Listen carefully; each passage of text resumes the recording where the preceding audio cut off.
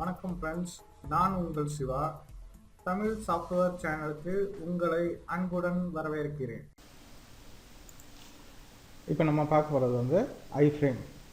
ஐஃப்ரேம்னா inline frame அப்படின்னு பேர். சரிங்களா? இந்த ஐஃப்ரேம்ங்கிறது எதுக்காக நம்ம யூஸ் பண்ணுவோம் அப்படின்னு பார்க்கணுங்கன்னா, ஒரு எக்ஸ்டர்னல் சைட்டோட கண்டென்ட்டை நம்மளுடைய பேஜில் கொண்டாந்து வைக்கணும் அப்படின்னு நினச்சோம்னா அதுக்கு நம்ம இந்த ஐஃப்ரேம்ங்கிறத யூஸ் பண்ணணும். சரிங்களா? இந்த ஐஃப்ரேம்க்கு எல்லா வெப்சைட்டும் சப்போர்ட் பண்ணும் அப்படின்னு சொல்லிட முடியாது. அந்த பர்டிகுலர் வெப்சைட்டில் எந்த வித ரெஸ்ட்ரிக்ஷனும் இல்லை அப்படின்னா இந்த ஐஃப்ரேமில் வந்துடும், இல்லைன்னா அது வராது. சரிங்களா? சரி, இப்போது இந்த ஐஃப்ரேம்ங்கிறது எப்படி கான்செப்ட் அப்படின்னா, ஒரு பெரிய ப்ரௌசரில் ஒரு சின்ன ப்ரௌசர் வர வைக்கிற மாதிரி தான் இது. இதை வந்து சைல்டு ப்ரௌசர் அப்படின்னு கூட சொல்லுவாங்க. சரிங்களா? ஃப்ரேம்ஸ் அப்படின்னாலே ஒரு ப்ரௌசரில் இன்னொரு சைல்டு ப்ரௌசரை கொண்டாந்து வைக்கிறது.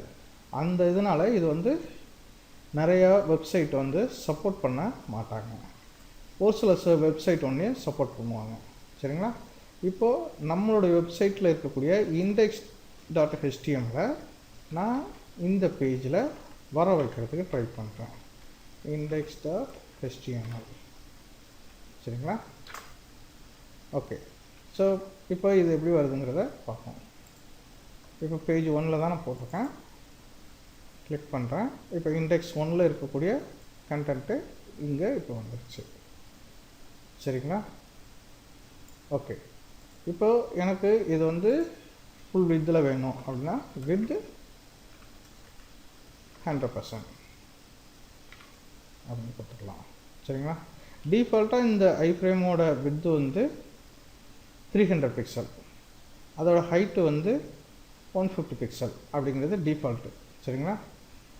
இப்போ வித்து வந்து நான் 100% கொடுத்துட்டேன். பார்த்தீங்கன்னா 100%க்கு ஃபுல் ஆகிடுச்சு. இப்போ வித்து ஹைட்டை பொறுத்த வரைக்கும் 150 அவ்வளோதான் இருக்குது. அதே டயத்தில் நான் ஹைட்டையும் என்ன செஞ்சுக்கலாம், 100% கொடுத்துக்கலாம். Height equal to 100%.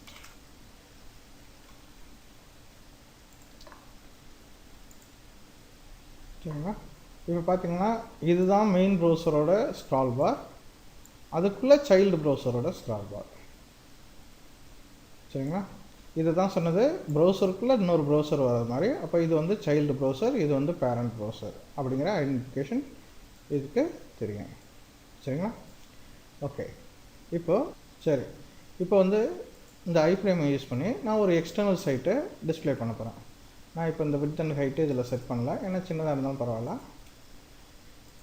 நம்மளோட சைட்டை சின்னது பண்ணிக்கிட்டு நான் இன்னொரு ஃப்ரேம் போட்டுக்கிறேன். இன்னொரு ஐஃப்ரேமில் வித் அண்ட் ஹைட் எடுத்துக்கிறேன். நான் இப்போ எக்ஸ்டர்னல் சைட்டு ஒர்க் ஆகக்கூடியது http://abcnews.com அப்படின்னு கொடுக்குறேன். சரிங்களா? ஸோ இது எப்படி ஒர்க் ஆகுதுன்னு பார்த்தீங்கன்னா, அட்ரஸ் http ஸ்பெல்லிங் தப்பாக வச்சுருக்கேன், http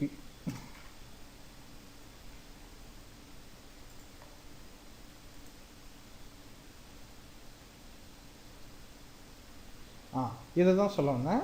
ஃபயர்பாக்ஸில் வந்து இது வந்து ஒரு பக்கு. நம்ம ஏற்கனவே ஒரு கேட்ச் இருந்துச்சுன்னா அந்த கேட்சை கிளியர் பண்ணாமல் அதே திருப்பி வந்துட்டுருக்கோம். இது அவாய்ட் பண்ணுறதுக்கு என்ன செஞ்சாகணும்னா வேறு வழி இல்லை, புதுசாக இன்னொரு டேபில் தான் அதை ஓப்பன் பண்ணி பார்க்கணும். இது ஃபயர்பாக்ஸில் இருக்கக்கூடிய ஒரு சின்ன பக்கு. பார்த்தீங்கன்னா இப்போ ஏபிசி நியூஸ். சரிங்களா? இப்போ எந்த சேஞ்சஸ் இந்த ஃப்ரேமில் பண்ணாலும் புதுசாக இன்னொரு டேப் ஓப்பன் பண்ணி ட்ரை பண்ணுங்கள். அப்படி இல்லைன்னா கூகுள் க்ரோம் யூஸ் பண்ணுங்கள், கூகுள் க்ரோம் கரெக்டாக இருக்கும். சரிங்களா? சரி, இப்போ இந்த மாதிரி எக்ஸ்டர்னல் சைட்டையும் நம்ம கொண்டாந்து வச்சுக்கலாம்.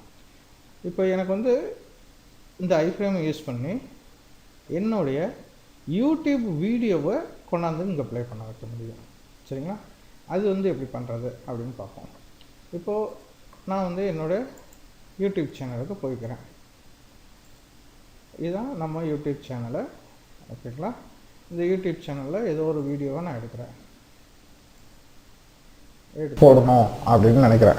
சரிங்களா? சரி, இப்போ ஒரு ஆடியோ போடணும்னா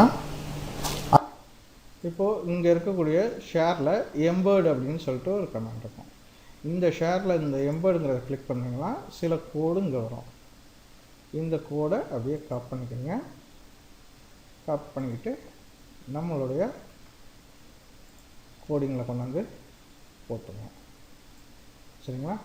அது போட்டிங்கன்னா உங்களுக்கு யூடியூபோட வீடியோ நம்மளோட வெப்சைட்டில் தெரியும். ஓகே, இதில் எந்த சேஞ்சஸும் பண்ண வேண்டாம். ஆஸ் இட் இஸ் அதில் இருக்கிற மாதிரியே இருக்கட்டும். சரிங்களா?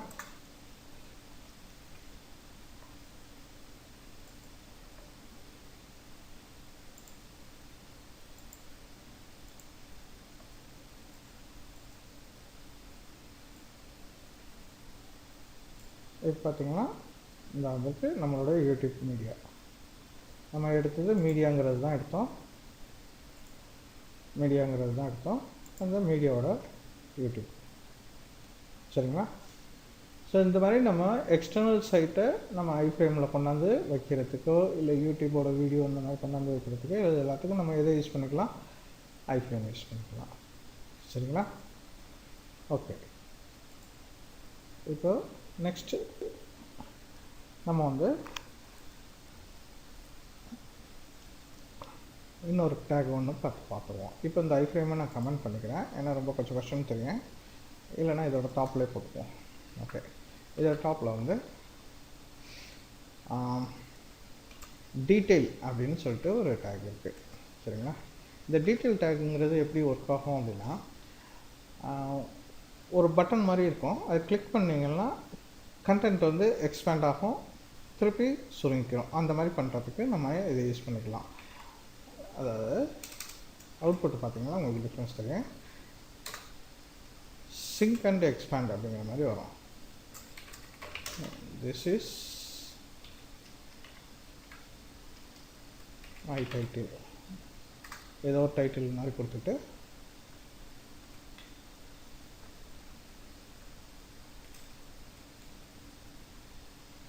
இந்த இடத்துல நமக்கு தேவையான கண்டென்ட்டை நம்ம டைப் பண்ணிக்கலாம். இப்போ ஒரு கண்டென்ட் நான் இங்கேருந்து எடுத்துக்கிறேன். நம்மளோட நியூஸ் சேனல்லேருந்து ஏதாவது கண்டென்ட் எடுத்துப்போம்.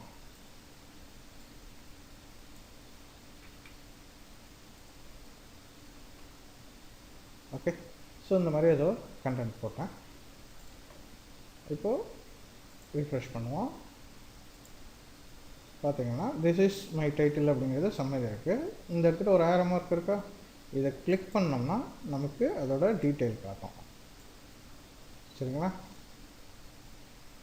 ஸோ இந்த மாதிரிலாம் சில நேரத்தில் நமக்கு தேவைப்படுது அப்படின்னா, சிங்க் அண்ட் எக்ஸ்பேண்ட் அப்படிங்கிற மாதிரி தேவைப்படுதுன்னா அந்த டயத்துக்கு இந்த டீட்டெயில் சம்மரிங்கிறத நம்ம யூஸ் பண்ணிக்கலாம்.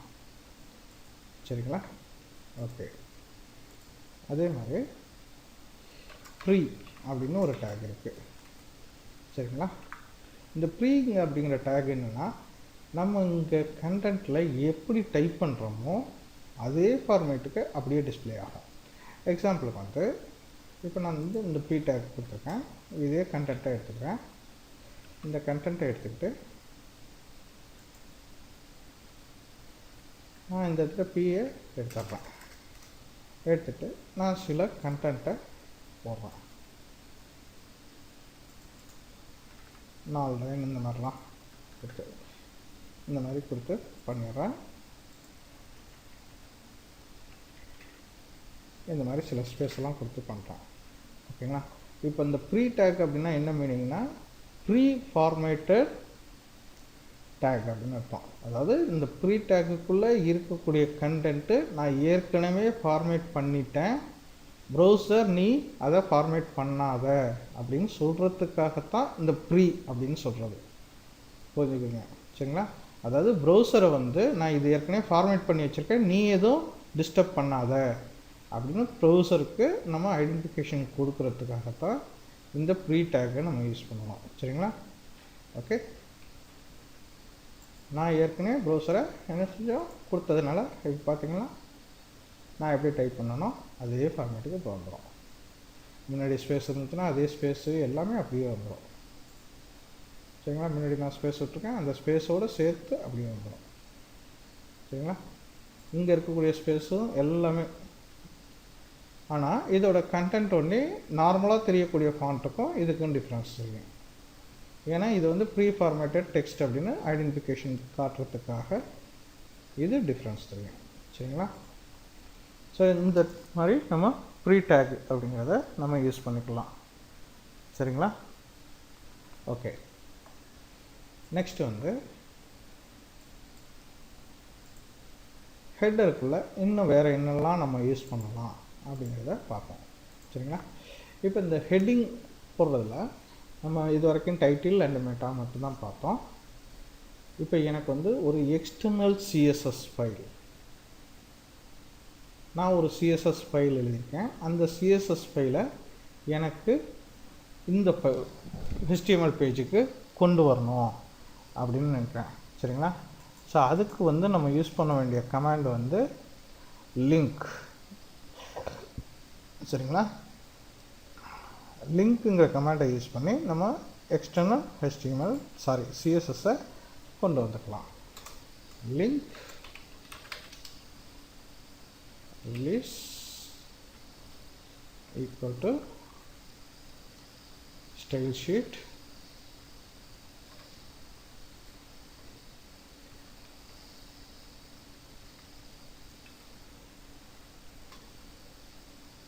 reference equal to, நான் இப்போ அசட்ஸ் போல்டருக்குள்ள ஒரு சிஎஸ்எஸ்னு ஒரு போல்டர் க்ரியேட் பண்ணிக்கிறேன். அசட்ஸில் சிஎஸ்எஸில் மை ஸ்டைல் டாட் சிஎஸ்எஸ் அப்படின்னு ஒரு ஃபைல் க்ரியேட் பண்ணிக்கிறேன். சரிங்களா? ஸோ இங்கே நம்ம இப்போ ஃபோல்டர் க்ரியேட் பண்ணி அசட்ஸுக்குள்ளே ஒரு ஃபோல்டர் சிஎஸ்எஸ் ஒரு புது ஃபைல் க்ரியேட் பண்ணிக்கிறேன். மை ஸ்டைல் டாட் சிஎஸ்எஸ் அப்படின்னா. சரிங்களா? இப்போ இந்த மை ஸ்டைலில் வந்து நான் சில சிஎஸ்எஸ் கோடிங் எழுதுகிறேன். நமக்கு டிஃப்ரென்ஸ் தெரியணும், இது இன்க்ளூட் ஆகிடுச்சா இல்லையான்னு தெரிஞ்சுக்கிறதுக்காக என்னோடய பாடி டேக்கில் பேக்ரவுண்ட் கலர் அப்படின்னு கொடுத்து ஆக்கனா அப்படின்னு கொடுத்துட்டேன். சரிங்களா? இப்போ இந்த பாடி கலர் சேஞ்ச் ஆனிச்சுன்னா நம்மளோட சிஎஸ்எஸ் இங்கே இன்க்ளூட் ஆகிடுச்சு அப்படின்னு அர்த்தம். சரிங்களா? நான் இப்போ இன்க்ளூட் ஆகிருக்கா இல்லைங்கிறத செக் பண்ணுவோம். ஸோ பாடி கலர் சேஞ்ச் ஆகிடுச்சு. சரிங்களா? அப்போது சிஎஸ்எஸ் வந்து நம்ம இன்க்ளூட் பண்ணியாச்சு. ஒரு சிஎஸ்எஸ் இன்க்ளூட் பண்ணுறதுக்கு இந்த லிங்க்குங்கிற கமாண்டை தான் நம்ம யூஸ் பண்ணணும். ஓகே, சரி. இப்போது வெப்சைட்லாம் பார்த்தீங்கன்னா இந்த இடத்துல ஒரு சின்ன ஐக்கான் மாதிரிலாம் தெரியுது. பார்த்தீங்கன்னா ஒவ்வொரு சைட்டையும் ஓப்பன் பண்ணும்போது இந்த மாதிரி சின்ன ஐக்கான் இருக்குது. ஆனால் நம்மளோட சைட்டில் அந்த மாதிரி எதுவும் இல்லை. ஓகே, இப்போ அந்த மாதிரி வேணும் அப்படின்னா அதுக்கு பேர் வந்து ஃபேவி ஐக்கான் அப்படின்னு சொல்லுவாங்க. சரிங்களா? ஃபேவி ஐக்கானுங்கும்போது ஒரு சின்ன ஐக்கான் 16x16 இந்த மாதிரி இருக்கக்கூடிய ஒரு ஐக்கான். நான் ஏற்கனவே ஒரு ஐக்கான் டவுன்லோட் பண்ணி வச்சுருக்கேன். அந்த ஐக்கானை நான் காப்பி பண்ணிக்கிறேன். அந்த ஐக்கானை காப்பி பண்ணிவிட்டு நான் என்னோடய மெயின் பேஜில் போட்டு வச்சிட்டேன். ஓகே, இப்போ இந்த ஐக்கானை எப்படி வர வைக்கிறது அப்படின்னா அதுக்கு வந்து link release icon reference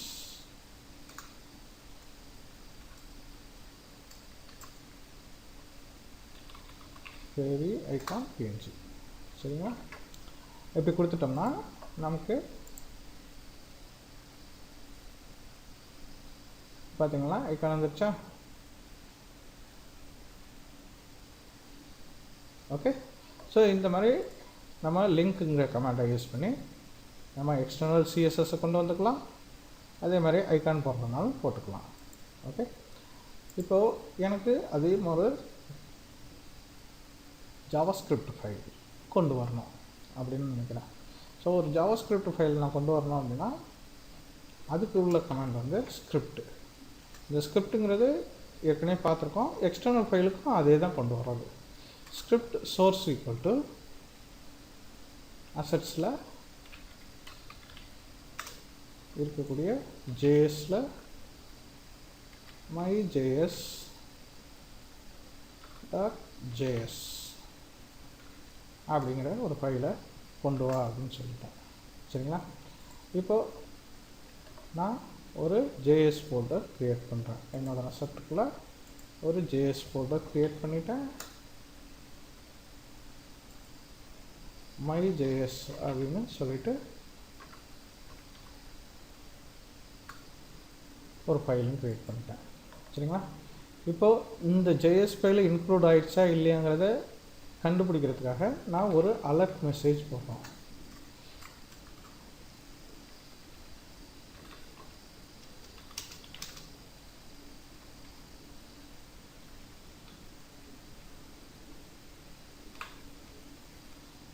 okay, இப்போ ரீஃப்ரெஷ் பண்ணி பார்ப்போம்.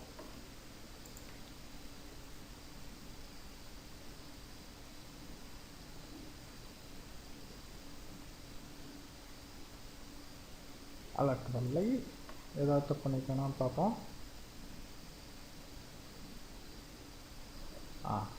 இங்கே மை.jன்னு சேவ் பண்ணிட்டேன், இங்கே மை.jsன்னு கொடுத்துருக்கேன், தப்பு பண்ணிட்டேன். சரிங்களா? ஓகே, அது மை.ja அப்படின்னு மாற்றிட்டு ட்ரை பண்ணுவோம். பார்த்தீங்களா, ஹலோ ஐ ஆம் ஜேஎஸ்.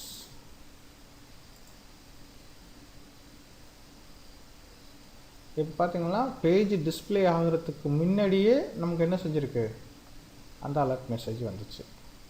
அதுக்கு காரணம் என்னென்னா, எப்போதுமே ரெண்டரிங் பண்ணும்போது இது வந்து ப்ரீ ப்ராசஸ் அப்படிங்கிற மாதிரி தான் சொன்னேன். ப்ரௌசருக்கு நம்ம ஒரு இன்ஸ்ட்ரக்ஷன் கொடுத்து அதுக்கு பிறகு தான் பாடி கண்டென்ட்டை பார்ப்போம் அப்படின்னு சொல்லியிருக்கோம். அப்போது ஹெட்டரில் என்ன கொடுத்துருக்கோமோ இதெல்லாம் ஒரு இன்ஸ்ட்ரக்ஷன் மாதிரி, நீ இந்த ஃபைலை கொண்டு வா, இந்த மாதிரி செட்டிங் பண்ண, இந்த ஃபைலை கொண்டு வா அப்படிங்கிறதெல்லாம் ஒரு இன்ஸ்ட்ரக்ஷன். அப்போது ஃபஸ்ட்டு எடுத்தோன்னா அந்த இன்ஸ்ட்ரக்ஷனை ஃபாலோ பண்ணிவிட்டு அதுக்கு பிறகு தான் பாடி இதே வரும். ஓகே, ஆனால் எனக்கு வந்து பாடி ரெண்டராகி முடிஞ்ச பிறகு தான் வரணும் அப்படின்னு நினச்சோன்னா இந்த ஸ்கிரிப்ட் டேக்கை தூக்கி கடைசியில் போட்டணும். அதாவது பாடியோட எண்டுக்கு முன்னாடி இங்கே கொடுத்துடணும். அப்போ கொடுத்தோம்னா ரெண்டர் ஆகிட்டு அதுக்கு பிறகு வரும்.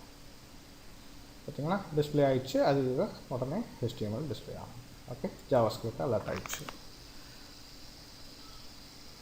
சரிங்களா? ஓகே, இப்போது எனக்கு சில நேரத்தில் சில பிரச்சனைகள்லாம் வரும். என்ன மாதிரி பிரச்சனை அப்படின்னா, இப்போ எனக்கு வந்து திடீர்னு காப்பிரைட் சிம்பிள் வேணும் அப்படின்னு கேட்பாங்க. காப்பிரைட்டு, ரெஜிஸ்டர் மார்க்கு, இந்த மாதிரிலாம் சில சிம்பிள்ஸ் போடணும் அப்படின்னா அதுக்கு வந்து நம்ம என்ன பண்ணுறது? இப்போ எனக்கு வந்து சும்மா எக்ஸாம்பிள் வந்து இப்போ இந்த இடத்துல காப்பிரைட்,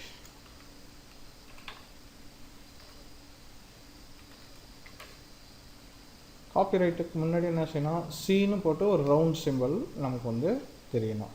சரிங்களா? இப்போ சீனு போட்டு ரவுண்ட் சிம்பிள் தெரியணும்னா அதுக்கு வந்து நம்ம கீபோர்டில் எந்த மாதிரி கேரக்டர்ஸும் இல்லை. இப்போ அந்த மாதிரிலாம் ஸ்பெஷல் கேரக்டர்ஸ் நமக்கு வரணும் அப்படின்னா அதை வந்து என்னென்னு சொல்லுவோம்னா HTML என்டிட்டி அப்படின்னு சொல்லுவோம். சரிங்களா? என்டிட்டி அப்படிங்கும்போது இப்போ காப்பி சிம்பிள் வரணும்னா ஆம்பர்சன் காப்பி அப்படின்னு கொடுத்துட்டு செமிகோலன் கொடுத்தோம்னா நமக்கு காப்பி சிம்பிள் வரும். சரிங்களா? இது எப்படி வருதுங்கிறத இப்போ பார்த்துருவோம். அதுக்கு பிறகு HTML என்டிட்டிலாம் என்னென்ன இருக்குது அப்படிங்கிறத நான் எந்த இடத்துல பார்க்கணும் அப்படிங்கிறத சொல்கிறேன். பார்த்தீங்கன்னா இந்த சி அப்படிங்கிறது போட்டு காப்பிரைட் அப்படின்னு வந்தோம். சரிங்களா? இப்போ இந்த என்டிட்டிஸ்லாம் என்னென்ன இருக்குது அப்படின்னு நம்ம தெரிஞ்சுக்கணும் அப்படின்னா HTML என்டிட்டின்னு தேடுங்க.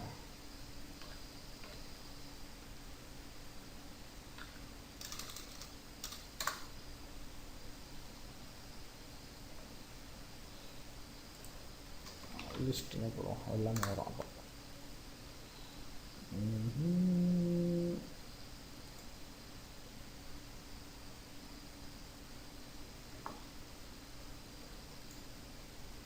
இப்போ பார்த்தீங்கன்னா இப்போ இதை தான் நம்ம யூஸ் பண்ணது.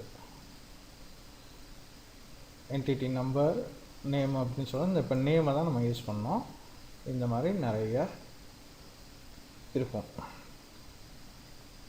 இப்போ காப்பிரைட்டு அப்படிங்கிறதெல்லாம் இந்த சிம்பிள் எங்கே இருக்குது அப்படிங்கிறத தேடி கண்டுபிடிச்சி அந்த காப்பிரைட் அப்படிங்கிறதுக்குள்ளதை நம்ம போடணும்.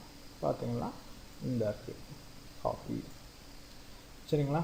இந்த மாதிரி காப்பிரைட் போட்டுக்கலாம். ட்ரேட்மார்க் சிம்பிள், டாலர் சிம்பிள், இது எல்லாமே போடலாம். இப்போ டாலர் சிம்பிள் வேணும் அப்படின்னு நினச்சின்னா ஆம்பர்சன் டாலர் டாலர் இருக்கா செக் பண்ணுவோம். இல்லை நினைக்கிறேன்.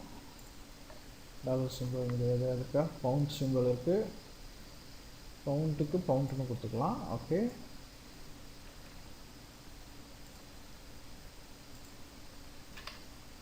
பவுண்ட் இருக்குது, டாலர் இல்லை. ஏன்னா டாலர் வந்து ஏற்கனவே கீபோர்டில் இருக்குது டாலர் சைனை. பவுண்டு சிம்பிள் இல்லை. ஸோ பவுண்ட் சிம்பிள் நம்ம போட்டுக்கலாம். பார்த்தீங்கன்னா பவுண்ட் சிம்பிள். ஓகே, இப்போ இந்த HTML என்டிட்டியில் இன்னொரு முக்கியமான எடுத்துக்கிட்டலாம் நம்ம யூஸ் பண்ணுவோம். எப்படின்னா, இப்போ எனக்கு ஒரு பேராகிராஃப் டிக்ளேர் பண்ணியிருக்கேன். இந்த பேராகிராஃபில் திஸ் இஸ், நான் இப்போ இந்த போட்டது மாதிரி நிறைய ஸ்பேஸ் விட்டு போடுறேன். ஆனால் எனக்கு இந்த ஸ்பேஸோடு தான் வேணும் அப்படின்னு எனக்கு இது இத்தனை ஸ்பேஸ் எனக்கு அந்த இடத்துல வேணும் அப்படின்னு நினைக்கிறேன். ஆனால் பேராகிராஃப் டேக்கில் போடும்போது அந்த ஸ்பேஸை என்ன செஞ்சிடும்? கட் பண்ணிடும். சரிங்களா? அது காரணம் என்னென்னா, அது ப்ரௌசர் வந்து என்ன செய்யுது, அதை ஃபார்மேட் பண்ணுது. எக்ஸ்ட்ரா இருக்கக்கூடிய ஸ்பேஸெல்லாம் கட் பண்ணிவிட்டு ப்ராப்பராக ஃபார்மேட் பண்ணி டிஸ்பிளே பண்ணுது. சரியா? இப்போ எனக்கு இந்த இடத்துல கம்பல்சரி அந்த இடத்துல ஒரு ஸ்பேஸ் நம்ம கொடுக்கணும் அப்படின்னு நினச்சோம்னா அதுக்கு வந்து ஆம்பர்சன் NBSP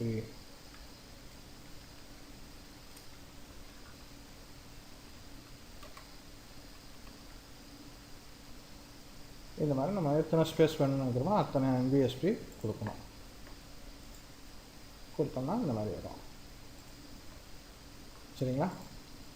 ஓகே, இப்போ இதே மாதிரி என்டிட்டியை யூஸ் பண்ணி இன்னும் சில ஸ்பெஷல் திங்ஸ் எல்லாம் நம்ம பண்ணலாம். இருக்கக்கூடிய என்டிட்டிஸ்லாம் பார்த்திங்கன்னா உங்களுக்கு தெரியும், நிறையா என்டிட்டிஸ் இருக்கும். மேட்ச் சிம்பிள் போடுறதுக்கு என்டிட்டி, சரிங்களா, க்ரீக் லெட்டர்ஸ்க்கு என்டிட்டி,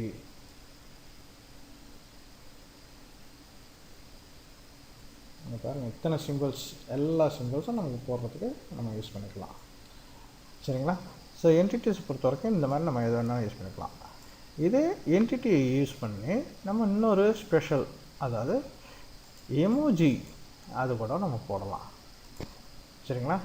ஸோ இப்போ HTML என்டிட்டியை யூஸ் பண்ணி எப்படி எமோஜி போடுறது அப்படிங்கிறத பார்ப்போம். ஓகே, சரி. இப்போ எமோஜி போடணும் அப்படின்னா எமோஜிக்குன்னு சொல்லிட்டு சில என்டிட்டிஸ்லாம் இருக்கும், சில நம்பர்ஸு. சரிங்களா? அது வந்து நம்பர்ஸ் வச்சு தான் நம்ம பண்ணுறது. எப்படி நம்ம அதை கண்டுபிடிக்கலாம் அப்படின்னா,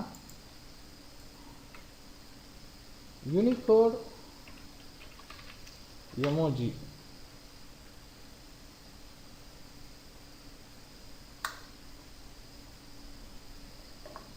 அப்படின்னு சர்ச் பண்ணிங்கன்னா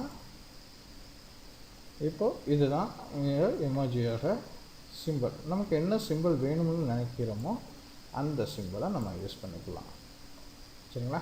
இப்போ இந்த இடத்துல ஒரு நம்பர் இருக்குது, பார்த்தீங்கன்னா உங்களுக்கு தெரியும். ஓகே, யூனிகோட் ப்ளஸ் 1F70 ஏதோ சம்திங் ஒன்று காட்டுது. நான் இப்போ இந்த நம்பரை காப்பி பண்ணிக்கிறேன். காப்பி பண்ணிக்கிட்டு என்னோடய இதில் போய்ட்டு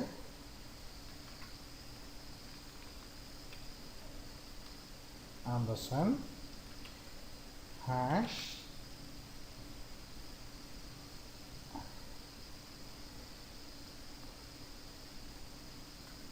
x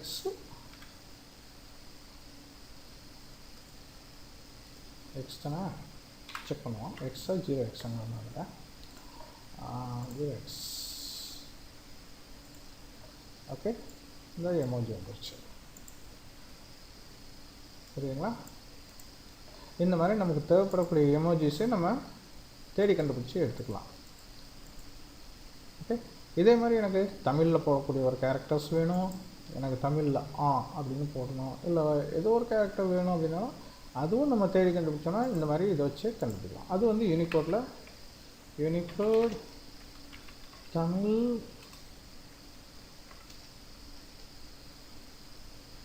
லிஸ்ட்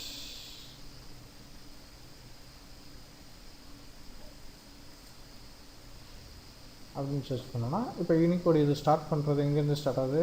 ஆங்கிறது வந்து யூனிகோடில் வந்து 0B சம்திங் ஸ்டார்ட் ஆகுது. ஓகே, இப்போ அதை காப்பி பண்ணிக்கிட்டு ampersand hash x அப்படின்னு போட்டோம். ஓகே, போட்டோம்னா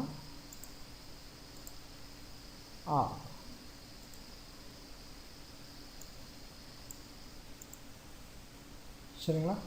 இந்த மாதிரி யூனிகோடு அப்படிங்கிறது நம்ம யூஸ் பண்ணிக்கலாம். இந்த யூனிகோடு யூஸ் பண்ணி தான் என்ன செய்யும், அரபிக் கண்டென்ட்டு இதெல்லாம் டிஸ்பிளே பண்ணுறதுக்கு நம்ம யூஸ் பண்ணிக்குவோம்.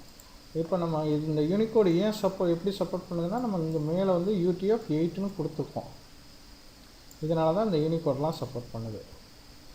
அப்படி இல்லைன்னா இந்த எமோஜியோ இல்லை இந்த தமிழ் ஃபாண்ட்டோ சப்போர்ட் பண்ணாது. சரிங்களா. ஓகே, ஸோ நல்லா ப்ராக்டிஸ் பண்ணுங்கள். இவ்வளோ தான் டோட்டலாக நம்ம HTML தெரிஞ்சுக்க வேண்டியது. நான் ஏற்கனவே ஸ்கிரிப்ட் டேக் எப்படி எழுதுறது, ஸ்டைல் டேக் எப்படி எழுதுறதுலாம் சொல்லியிருக்கேன். சின்னதாக தான் சொல்லியிருப்பேன். அதை பற்றி இன்டெப்த்தாக நம்ம CSS கிளாஸில் பார்க்க போகிறோம். அது ஸ்கிரிப்ட் டேக்கை பற்றி ஜாவா ஸ்கிரிப்ட் கிளாஸில் கம்ப்ளீட்டாக நம்ம பார்ப்போம். சரிங்களா. இப்போதைக்கு HTML5ல் இருக்கக்கூடிய கம்ப்ளீட் டேக்ஸை பற்றி எக்ஸ்பிளைன் பண்ணியிருக்கேன். நல்லா ப்ராக்டிஸ் பண்ணுங்கள். சரிங்களா. தேங்க்யூ. இந்த சேனல் உங்களுக்கு பிடிச்சிருந்துச்சுன்னா சப்ஸ்கிரைப் பண்ணுங்கள். பக்கத்தில் இருக்க பெல் ஐக்கானை கிளிக் பண்ணுங்கள். லைக் பண்ணுங்கள், ஷேர் பண்ணுங்கள், கமெண்ட் பண்ணுங்கள்.